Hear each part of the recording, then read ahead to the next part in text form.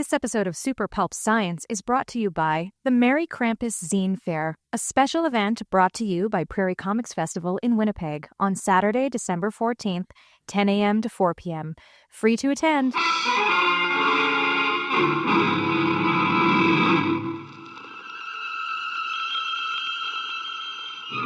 Attention, citizens. It's time for Super Pulp Science. This is Super Pulp Science, where we talk about how genre gets made. I am here with a newly suffering co-host, Lyndon Redchenka. Are you capable of filling the big empty shoes for a short time? Well, it's so funny because I feel like for the last couple episodes, anytime I've popped in, it's to be like overly negative or cynical. I'm like the dark cloud that rolls into Super Pulp Science. So I'll have to try and curb that inclination and try and be as chipper and supportive as Justin is when he's not talking about the New York Comic Con. He's the only thing he says bad things about. We had an episode last year and it was like Justin trashes the New York Comic Con. That's right, I remember that one. Yeah, it gets the clicks. Also here with us is producer extraordinaire Dan Vadeboncoeur. Now, I will point out that you were also the recent host of one of my favorite episodes of the season, which was the Super Pulp Science After Dark. Overly negative and cynical Super Pulp Science. That's right. Yeah. In fact. Oh, so is that what we're going to do again? Be overly negative and cynical today? No. I was going to Is say. that why you're bringing Lyndon in? Maybe that's what I said. You keep saying this about yourself. I don't think your criticisms, at least to me, come across as overly negative. I do think they come across as very realistic. Like you're trying to say, I'm not interested in the blue sky you're pointing at. I'm standing on the ground. And that's how they feel like. Not to be confused with the new social media app taking the world by storm. Yeah. Oh, yeah. Although I did sign up for Blue Sky to keep my... I'm 10 days in, and I have almost the same amount of followers on it that I had on Twitter in the 15 years I've been there. Really? Yes. Huh. Interesting. I've barely done anything there. Yeah, I ended up on a bunch of starter packs. I don't know what that is. See, you got to learn starter packs if you want to grow your following on Blue Sky. My God. Anyone who says the phrase, you want to grow your following... We need humdingers if you want to be successful on Zoopling. Nice. I do know about Blue Sky that they call it. So you know how like on TikTok they have Book Talk and the stuff. So it's called a something Sky. So you're on Book Sky or Movie Sky or something like that is what they call it. That's not going to work, I don't think. I'm already disengaging. We're not supposed to be negative. Maybe you did bring the dark cloud. I'm here with the dark cloud. Welcome to Super Pulp Science. He's good about it. He said it's if you grow this following in Blue Sky. But Gregory doesn't like social media. No, that is, that's a very simple way to distill a complicated set of feelings. If your reason to be anywhere is so people will follow you and listen to what you say without discourse, I think you probably need therapy. I think this is probably true. You have a hole. We're going to disagree on this one. Right? You have a hole that needs filling. However, this is where the discourse can be. I don't need it on my social media. That's right. If you are in public sharing your opinion and people want to share an opinion with you and you leave space for those opinions to be different and you don't need to have the last word in every interaction, I think probably you could be on social media and you could have a good time. What about the people who are on social media who are just attacking other people on social media? Like that's sort of their hobby. Yeah, they don't deserve a space to do that. Sure, it's called X. Yeah, well, yeah, now it's called X. That's why people are no longer there. Yeah, I logged on to X this week, scrolled my timeline for like 25 seconds, did not see one person I actually follow posting. Uh-huh. It's all the algorithm and bots. Yeah, right. Like it's just not. And that's what sort of the attitude on Blue Sky is. We're sick of being talked at. Yeah. We want to talk to the people we want to talk to. So what I've been doing lately, and by lately I mean like the last 3 years, instead of investing so heavily in social media, You just hang out at the studio. If I have that like, I need to have some feedback right now about something, I text someone I like. Right. And then I talk to them. Yeah. Instead of having that same, which is how, when I first started on social media, it was kind of like public chat. Yeah. Right? You would text people you already knew, and you'd have that conversation in public, and people would see that conversation and they would say, oh, that person seems like a reasonable, carefully measured individual who likes discourse. I'm going to try and join the discourse. Yeah. That was fun. Yeah. That was the golden age of social media. What if that was back? What if It that's is. the attitude behind the current movement? It's the attitude. It's only a matter of time before it goes. Well, see, this is the bubble. It's the bubble. Yeah. It's the difference between attitude and habit, I think. Ah, While it is the attitude, it's no longer people's habit. okay. And I went on Blue Sky recently because I held my username, and it didn't take me too many scrolls to find people being angry at other people for not being positive enough. Mental note, we have to go. Next time there's a new social media app, Lyndon, let's go on there first and get his username before he... Oh, 100%. 100%. You can ransom it. That's right. I remember, it sticks in my head, there was someone had managed to buy the URL for Avengers Endgame. Oh, yeah. Before Avengers Endgame's title was announced.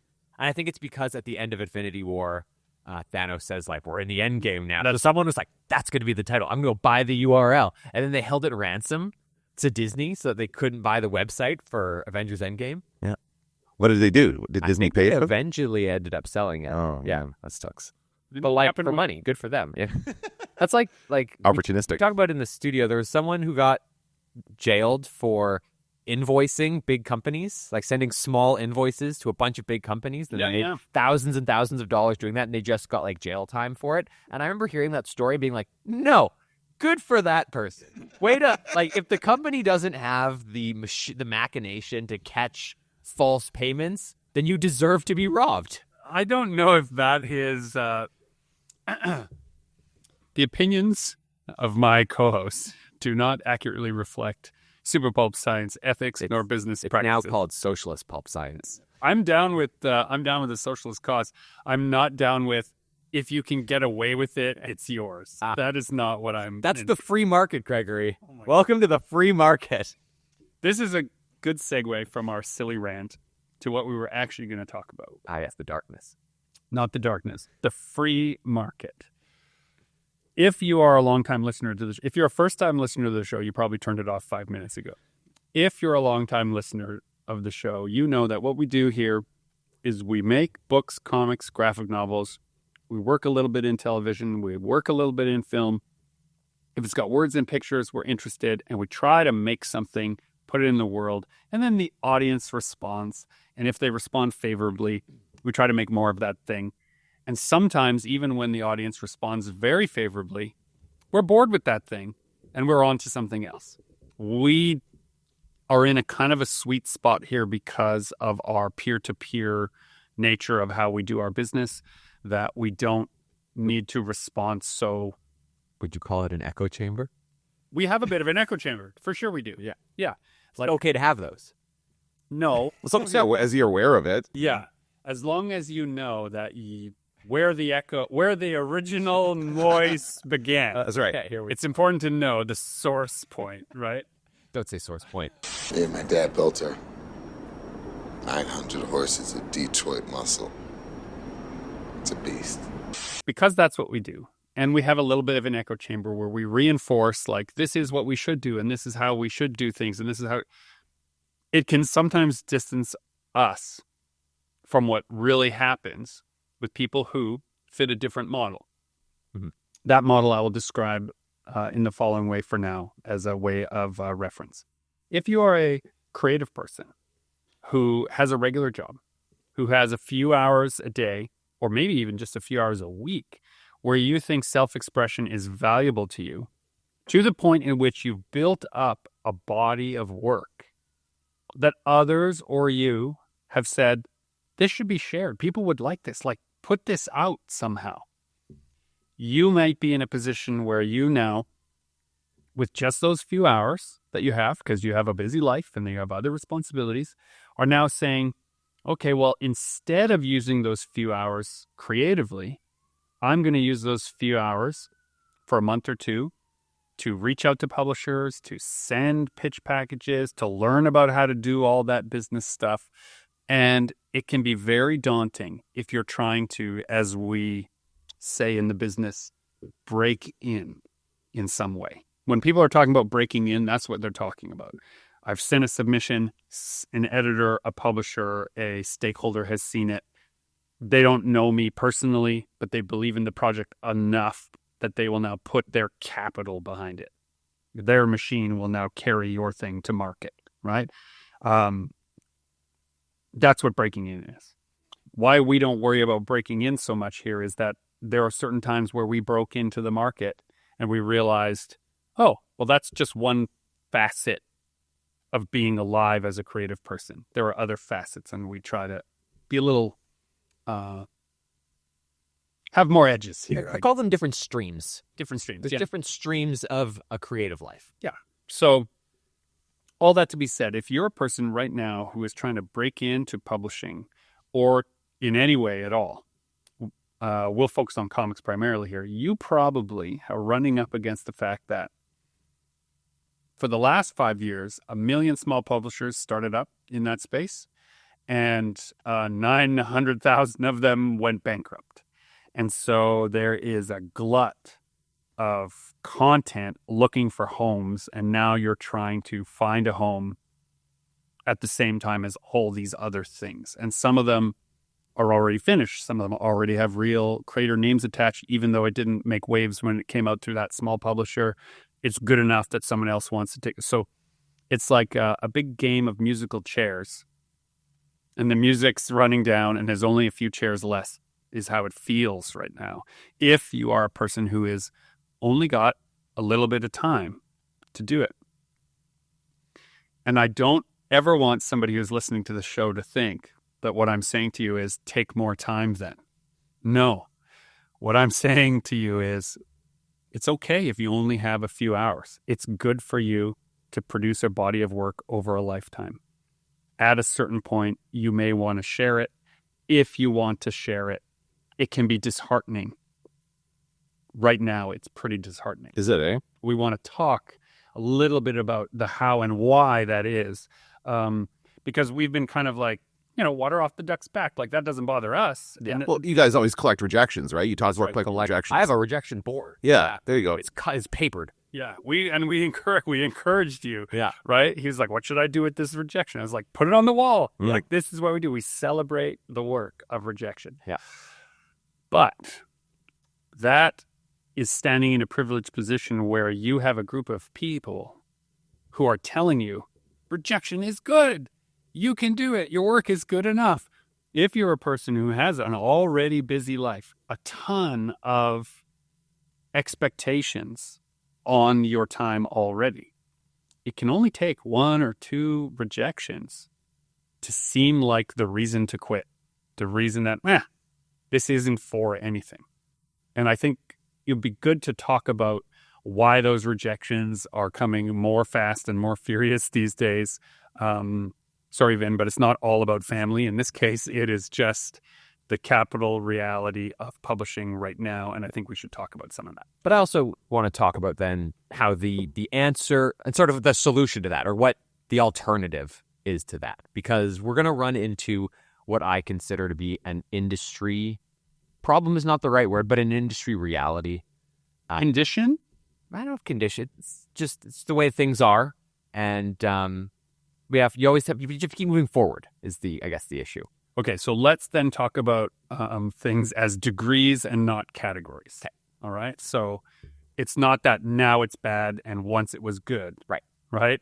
It's that there are some degrees. Yeah. It's peaks and valleys, I think, more like that, right? Now, is there a specific incident that took place here to prompt this discussion? No, yes and no. So I recently attended a chat by a pretty established mainstream comic book maker, and he spoke about how right now there's a lot of talk on the internet from retailers about how comics are in a bit of a recession compared to the last couple of years. And I'll just give a little context for someone who doesn't know how comics world works. There are regular annual retailer summits where the people who spend the most money buying product and distributing it to people, get together and talk about and share their notes. Like, this is what's working, this is what isn't working. It's really rare to have a group of competitors like that basically get together every year and be like, hey, what's working for you? Yeah, that's cool. Yeah. So what this creator was saying was a lot of the retailers are bemoaning a sort of recession in comic sales right now. And this creator was suggesting that counter to what the retailers are saying, the current comics market is actually the real comics market. We're not in a recession. We're sort of at the baseline. And that's because in the last 15 years, what we've been looking at is a bubble in the comics industry between the superhero movie craze that inflated numbers and then the COVID bubble that inflated speculation, that now all of those factors have started to come back down, and we're looking at what should be the actual market, and that retailers sort of need to shift their perception of what is a recession versus what's reality. And his theory or his suggestion in that same speech also was that for comics creators, this is sort of the best time to be making comics because this is where the actual audience is. You're not dealing with people who are, coming on, are bandwagoning or they're speculating on the market. The real fans are the ones that are currently going to be supporting the comics industry. And let me point out something. For any of the long box warriors out there, people who love flipping through the books and just looking for, whatever. In the interest of full disclosure, in my misspent youth, I owned a comic book store. So this is, I worked with retailers, I stocked shelves, we managed all that kind of stuff. And here's how you know if a comic came out during a peak or a valley. If it was a peak time when comics were selling like crazy, you can see a little starburst on the cover of that issue that says new number 1. Right. Yeah. Right? If it says that on the cover, that is them feeding the speculation bubble. When that is what people were looking for, new number 1s to buy 10 or 15 copies of that they were going to put away in the hopes that number 1 issue is going to be worth something later. Right? When a comic comes out and it has none of that ridiculous, the reason you should buy it is you've never heard of it. When that's all gone, that's when you know it's in the valley. And so the work has to speak for itself. The quality of the storytelling, and when I say storytelling, I don't just mean the words, I mean the actual panel-to-panel storytelling. The quality of the work is much higher in the valleys than at the peaks. At the peaks, it's about speed to market. Yeah. And in the valleys, it's about the quality of the work. Yeah. And so you would actually do a real great thing for yourself as a reader is when you're flipping through like dollar bins or quarter bins of comics, anything that has that new, exciting thing on it that came out in the 90s, don't buy it, even for a quarter. Yeah. The quality. There's a reason it costs a quarter. That's right. Yeah. Instead, search through those for stuff that has no fanfare at all from companies that you've never heard of. Because the reason they put out those books was the quality of the work. They were not chasing a trend. They believed in the work enough to then put their capital behind it. It's a good way of being able to search those bins and know, like, what should I take a stack of home and just try to read for the first time? Mm-hmm. This is a really great qualifier. What are you smiling about? Dude, I almost had you. So that's what we talk about when we refer to the current comics market and sort of where things stand. And one of the things that I think new creatives are running up against is that in mainstream comics, you sort of are looking at the same 2.5 dozen creatives whose names are on everything right now. The market seems to have contracted in a way that there isn't a lot of space for new talent to come in because that bubble isn't there anymore. There's a perceived recession. The equivalent would be if you go into a grocery store and you look at what novels are for sale, 2 of them are always King and Patterson in the top 10 books that are for sale. So there's only 8 spots available at any given time. And one of them is usually an Alex Cross novel. I forget who writes those. It might be Patterson too. Patterson. Yeah, right. So like maybe then 3 spots are them, and then whoever else. And Rice comes up. It's a lot of old favorites also hold those other spots. So now you're down to 2 or 3 authors that you have never heard of, that no one has ever heard of, that might, because of hype, effort, and actual quality, reach that top 10. And then there's a perceived recession, and instead of 10 titles there are 8 titles there. And it's just the ones that are selling. Right. And so how does a new creative sort of make a go at a creative career? Gregory. How do they go at it? Well, number one, have a body of work. Yeah. So like bring it all the way back to don't listen to podcasts about writing. Just write. Yeah. Don't listen to any advice about what your work should be about. Yeah. Just write what you like doing. Why are you even listening to this? Yeah. Turn it Listening. Yeah. Stop listening and go back. Get to work. Yeah. That if you explain to me, I wouldn't understand why you want to write it. That's why you should write it. Because it means something to you enough to make you work on it separate from life. So have a body of work. What we're talking about now is once you have a body of work that you feel you want to push off from shore into the choppy waters and the storms of publishing, then I think what you need to do is you need to know that it's going to come back broken a few times. Right. Yeah, we've talked on the podcast in the past before. I have been trying to build industry connections with various established creatives and editors and other creatives that want to break into the market.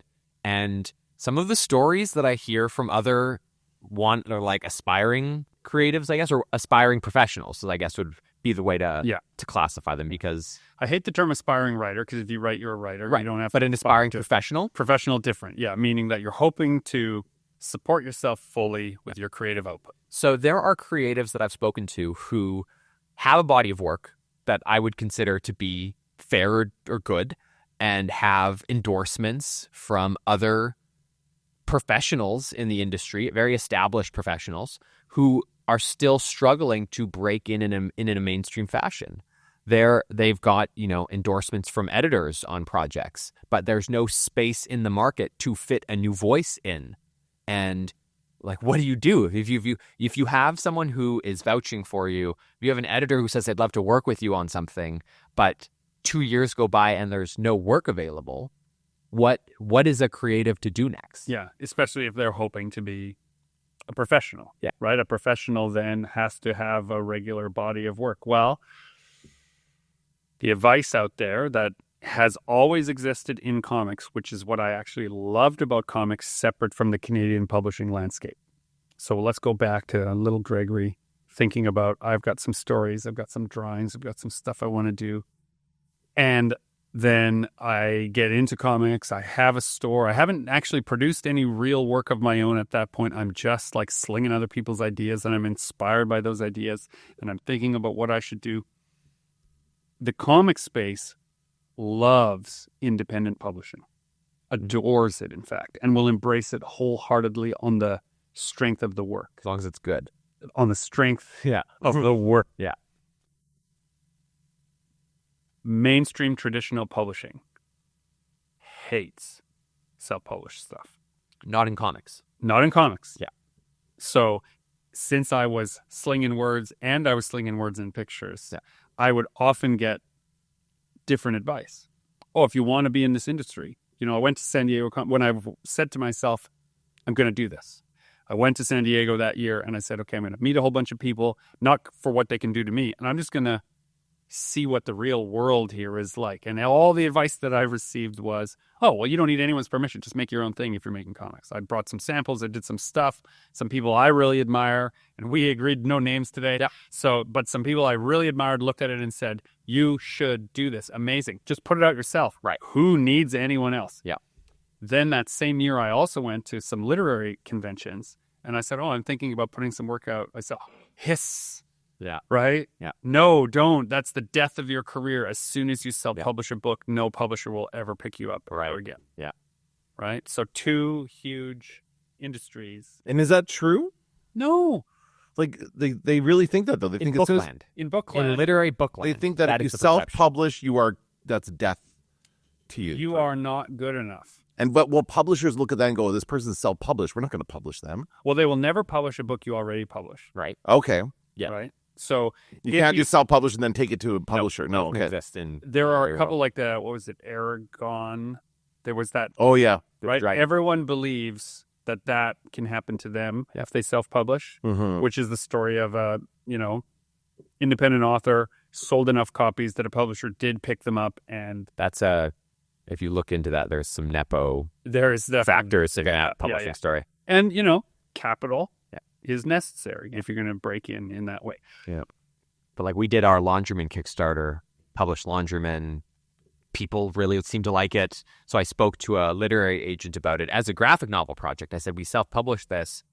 Is there a market for us to go with a larger publisher in the literary space? And in the Canadian space, doing numbers that are for an unknown creative, impressive. Yeah. Right? And nobody knew them. They're reading the book and going, and recommending it to other people. And simply because we had already published that work, no literary publisher will touch it. Wow. Despite the following or the quality of work, et cetera, et cetera. But I want to make... And that's part of... Before we jump, because I see you're about to jump, important caveat here. Why? Why is that true? Right? And I've had long discussions with my former agent, and I'm going to have a new discussion with my new agent. And you have a new agent? That's a different podcast episode. Yeah. It's a different podcast. Wow. Episode. But you've got a new agent and a former agent. You're moving up in the world. The point I was trying to make, not making it about me, but instead about the reality is, why would we try to rep a book that's already been repped when I have a stack of hundreds that haven't? I'll pick from the ones that haven't. Mm-hmm. Well, they've interpreted your self-publishing as you've already tapped your market. We're not going to sell this book in numbers anymore because you've already done it for us. So there's no point in us representing it. Right. You've sold it to your friends and family. So therefore, we cannot. Nobody else will ever buy it. Yeah. Well, there is another argument that one could entertain, and I think it's worth entertaining. If it was a good idea, it would have taken off. Yeah. Or they're assuming that the self-publishing was because you failed to get it published by religion. There's like all these, there's a lot of stigmas. So they're basically saying marketing doesn't matter. No. Their marketing, only their marketing matters. That's a false equivalency. What they're saying is doing it yourself has removed you from a 3 to 5 year system that can produce bestsellers. No other system ever devised by humankind. This is important. Ever. In the history of humankind, no system has ever existed that could have someone type up some words on paper, give it to some people for 3 to 5 years, and then become a multimillionaire with tens of millions of copies sold. That's never existed before. So for them to believe in that model is not crazy, right? It's frustrating because there are so many limiting factors that would make that possible to you. But that is why they're saying it, right? Our system is a lottery ticket that sometimes pays. Yeah. Why would I collect your already used up, crumpled up, thrown out Sports Select when I have a fresh lottery ticket? Now, dear listener, to be a bestseller, you do not need to sell 1 million copies. No, not in Canada. How many thousands do you sell, Gregory? 10? It depends on whose numbers you are looking at, but anywhere between 5 and 10 makes you a bestseller in Canada, no problem. Yeah. 10,000. 10,000. Yeah. Oh, wow. It's not that high. Yeah. But the real goal for Canadian publishers at that level is they will publish in the States. Right. And even if they do middling numbers in the States and they do that 5 or 10 in Canada, they get to put bestseller on there. Yeah. Like there's a benefit to being an international bestseller. Yeah. So you can sell well in Canada, and then your book is now marketed in America as an international bestseller. I tell you that never works on me. Like, I don't care if it's a bestseller. I don't really, like, if it looks like a good book, I'll read it, but it makes no difference to me how many other people have read this book. Right. Right? Like, it just, I don't know. So you would not have fallen for the Starburst first collector's item issue. I mean, I would Like if the I 90s if I speculators. I'm sure I bought some of those back in the day, but it was only because I wanted to read that comic. What about the foil covers? Oh, I bought a few of those. I did the Spider-Man Todd McFarlane one. I got that one. Yeah. Yeah. I had like 3 versions of that. Yeah, they sold 1 million copies of that. What do you have in your hand? Throwing down the pink slip, just like you. The pink slip to what? The Jetta? Yeah. So that's the traditional publishing market. I did want to make a distinction between in the indie comic space, because I think indie comics, the term has changed. Totally. There is now like true indie and mainstream indie. Okay, I hate gatekeeping on all levels, but yes, this is true. Because there are indie publishers. If you think of the biggest names in, quote, independent publishing that there are. So think any of the big names that are not DC or Marvel, right? Those would be considered indie comics publishers. Anything that's not DC or Marvel is indie? Well, if you look at... Okay, I'll frame it another way for the dear listeners so they don't have to do any Googling to figure out who we're talking Like I'm thinking Vertigo, but isn't that DC? Yes, I'll frame it in the following way. DC. There are, Vertigo's not indie. let's, for the purposes of our discussion, frame it as 3 categories, right? There are over-capitalized publishers, under-capitalized publishers, and people who are publishing their own work. Okay. Right? Because then that gives you a sense of scale. A person can never compete with an over-capitalized publisher. Yeah. Right? A person could compete with an under-capitalized publisher. So like we said no names on the podcast. You know internally who the number 3 comics publisher is in the world after Marvel and DC. Image? And they would claim that they are an independent comics publisher. Image would say that?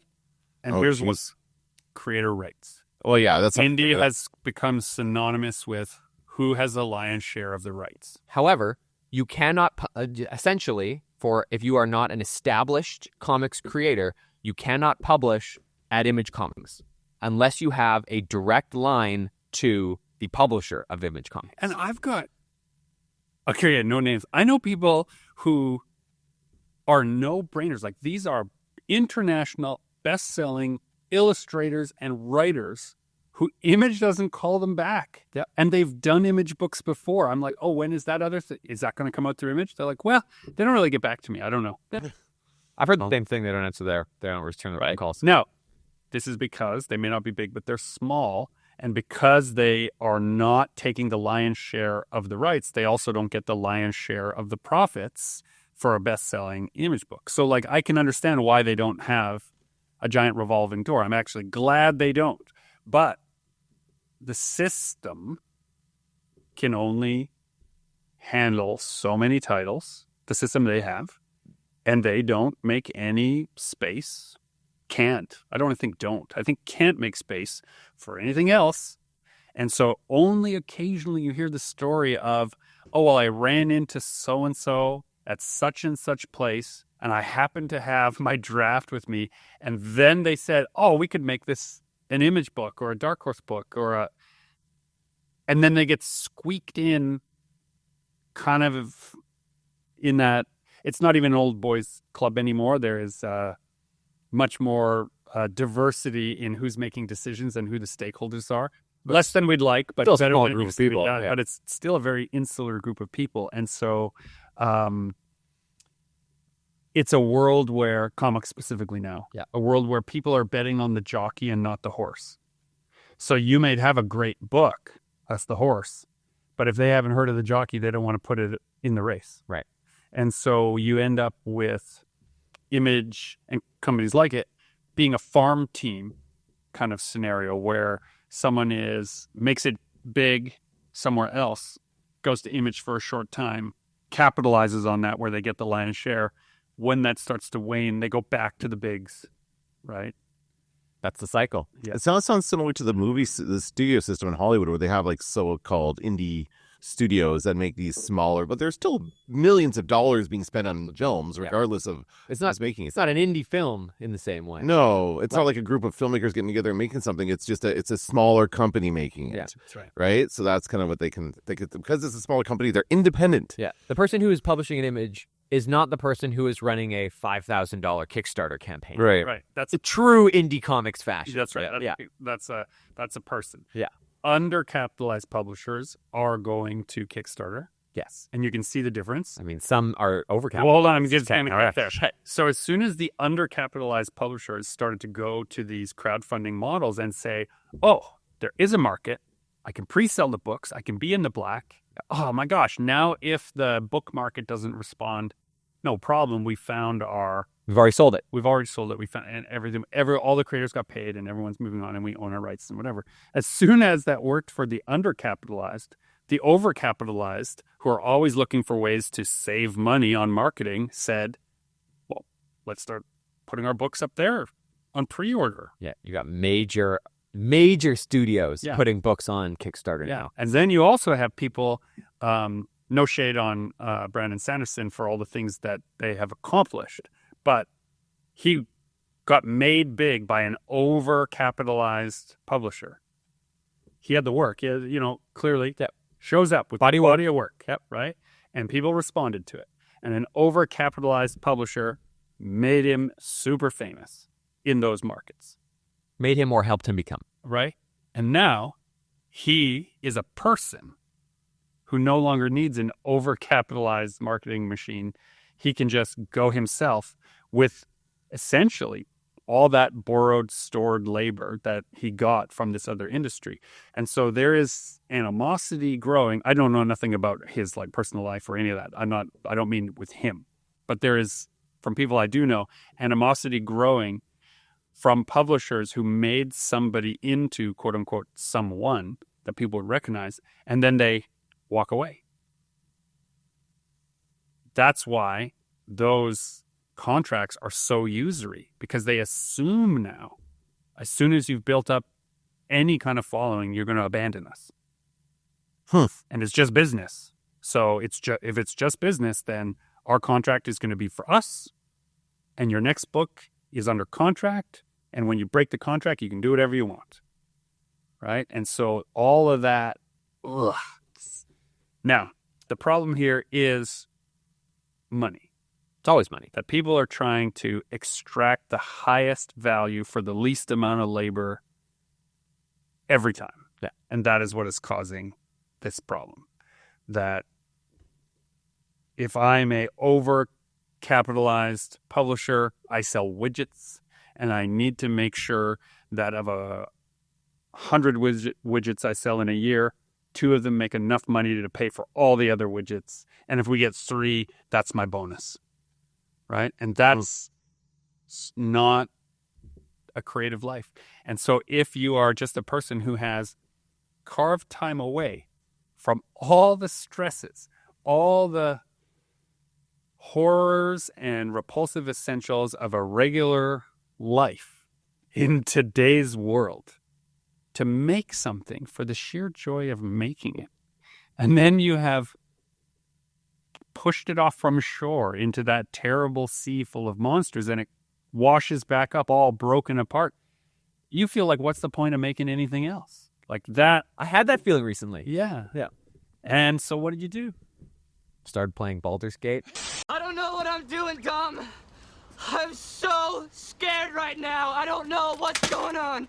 You guys are also part of the problem, because you're encouraging more people to create content, and there's too many people trying to create their own content. Too much content. There's a lot of people trying to do this themselves, right? And that's also because of all the popular superhero movies and all this other stuff. Like, just so many people are interested in this and want to do it, but they can't all be good. You know, and they can't all be published. That's right. Let's use a bag of chips analogy. All right. Before you open it, it's full of content. It's full of air. You see where I'm going? I see, yes. It's full of content. As soon as you open it, poof, all that nothing comes out. And there's just a little bit, and it's not that satisfying by the time you're done. That's the content creators now. Yeah. Right? It isn't easy. This is the other part. Creating content, nonstop content, it's hard. They're putting enormous amounts of labor and enormous amount of emotional reserve into trying to do that. No, I cannot take anything away from those content creators as far as their labor. But everyone is taking it away from them, and they're getting nothing as a result. Maybe what they want to do is concentrate their effort and put out less stuff less often, And that means then, in this conversation, the person who has the advantage is the person who's only doing it a few hours a day or a few hours a week. They don't have all their hopes and dreams tied up in the content they're making. They have an artistic practice that is producing work, and the work it's producing is inside them as a person. They are becoming better people as a result of their efforts instead of just creating noise for others to listen to. And yes, once the body of work exists, someone else may buzz that noise in their ear and say, oh, we can make a lot of money, right? No, you can't, if that's what you're hoping to do. The money is a byproduct of a successful story finding an audience. It's not what happens when you make a book. The money is the byproduct.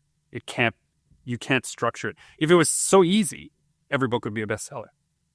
But it's the byproduct. That's why they have to publish 100 to hope to make the money back.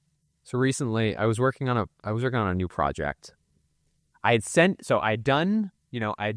built up my body of work, sent certain projects out into the sea, as you say, and then I started working on another project, something a little more experimental, something that the purpose of it was to do things I hadn't done before creatively, just to grow my own skill set and to do something different while waiting to hear back about things that I had already sent out into the world.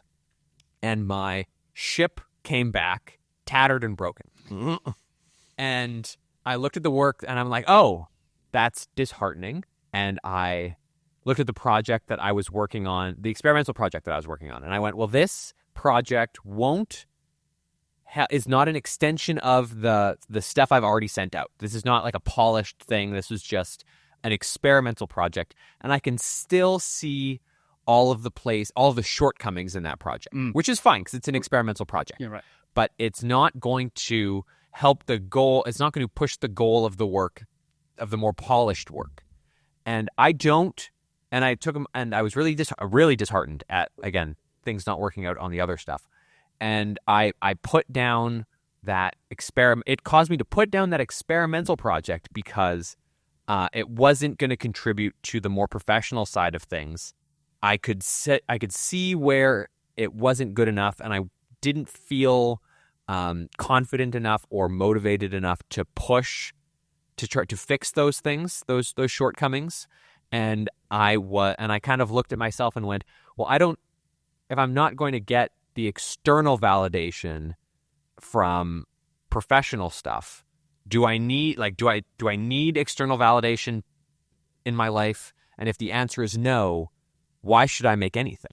And then I went back to playing Baldur's Gate. Right. Existential crisis. Like if I'm putting all of my time into these projects and all my free time into all of these projects, and I'm not getting external validation from it, or I'm not feeling like there's a benefit, and I can just go and work a job, I can just go and exchange my time for money, that will then give me the free time to do things that actually make me feel a little better, or like that comfort me. Why should I make anything at all? Okay, so this will be somewhat unkind to a dear listener who is feeling this same sense of ennui related to it. But if you think you should quit and then you do, your work probably wasn't going to be that good.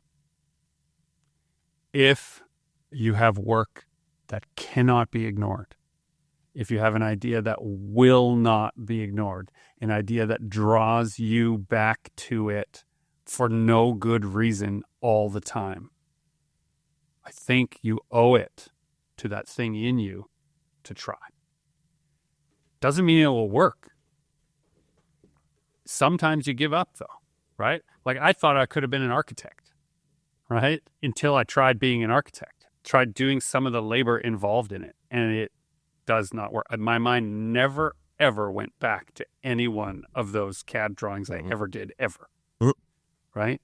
Because there was nothing in it for me.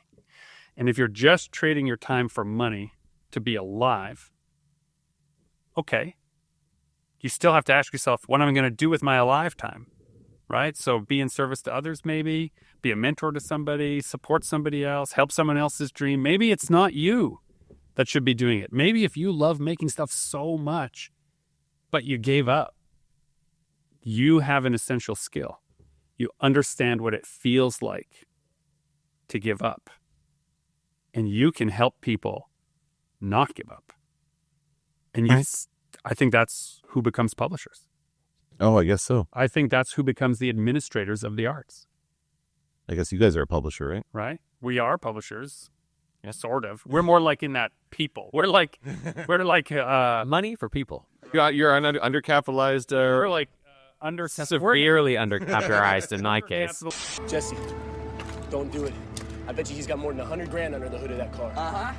If all you did was come up with story ideas and pitch them and collect rejections and that's it, then yes, you would feel it. I could see how you feel like there's no point in doing any of this. Yeah.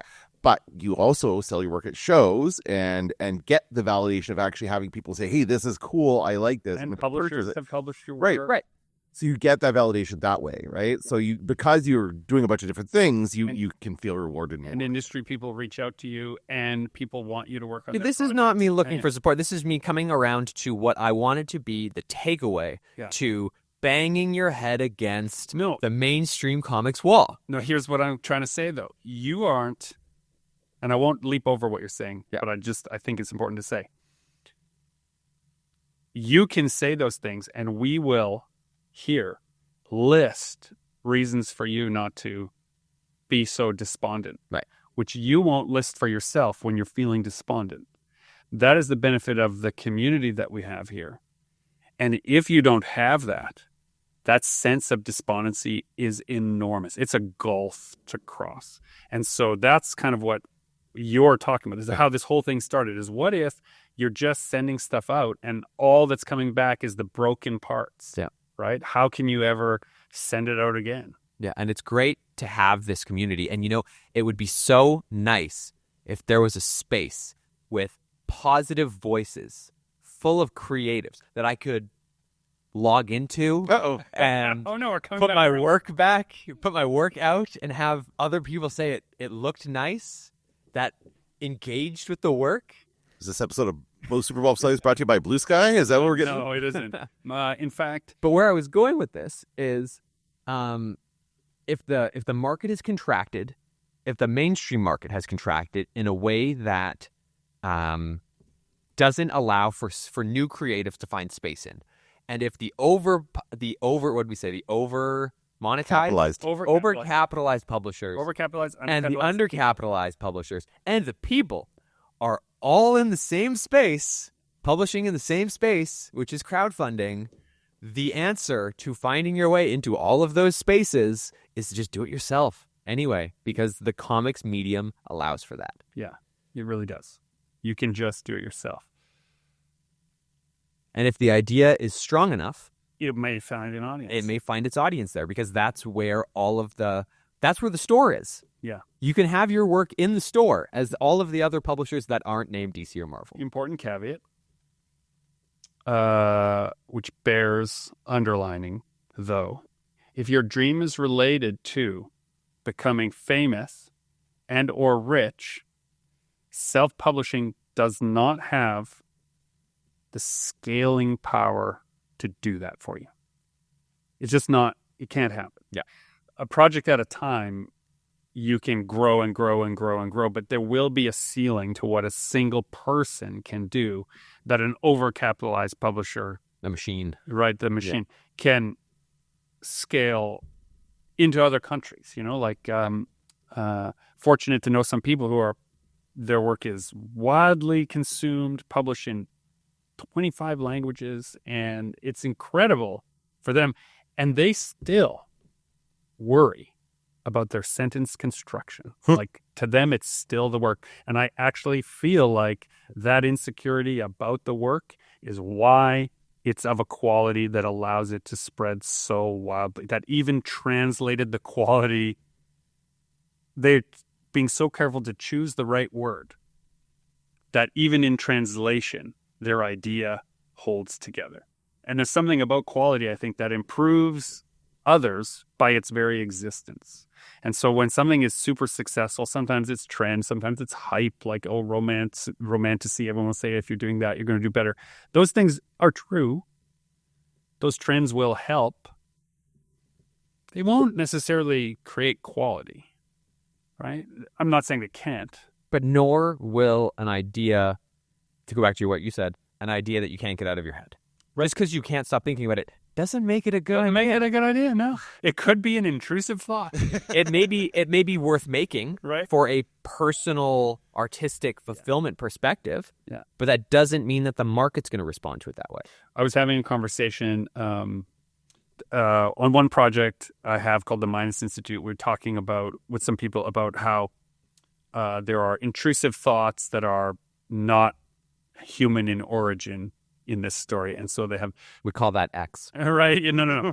But the notion here is, my wife made a joke to me then the other day. She's like, I think that really authors are people who figured out how to take all their intrusive thoughts and put them over there for a short time. Mm-hmm. And it's only a short time.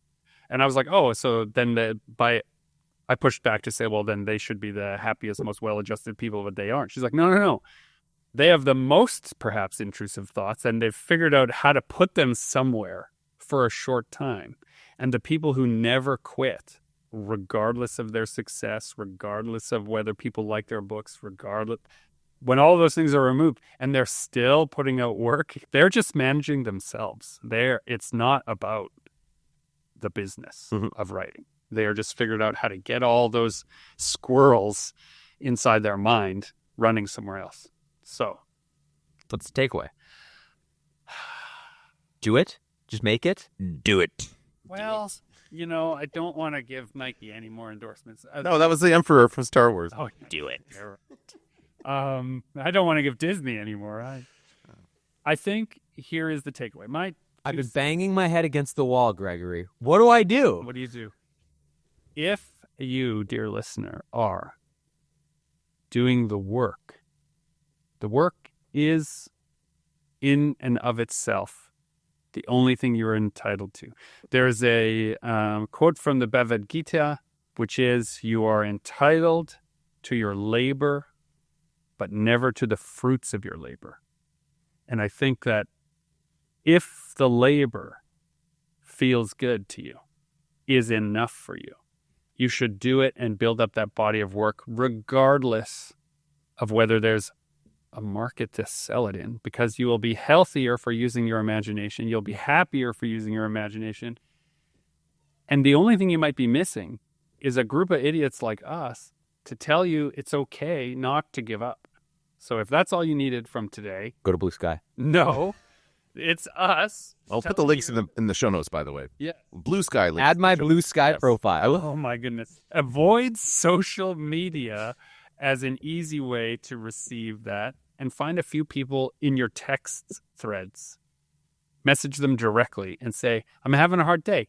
I feel like giving up. If they don't have those people in their circles, can they go to Blue Sky? No. Still no. They just have to be alone. No. Be alone. Be alone. No, don't be alone. Don't be alone. If you have no one else, be alone. Okay, Lyndon, ease off on the throttle. What you should do is go into the world. You have to leave your house. The insulating poison of the internet culture that we have is that you'll feel like you don't have to leave your house to connect with people. People are outside your house. If you're looking around and there's no one around, you have to go find where people are. Go to the same coffee shop every day for a year. Even if you don't spend any money, you'll meet people.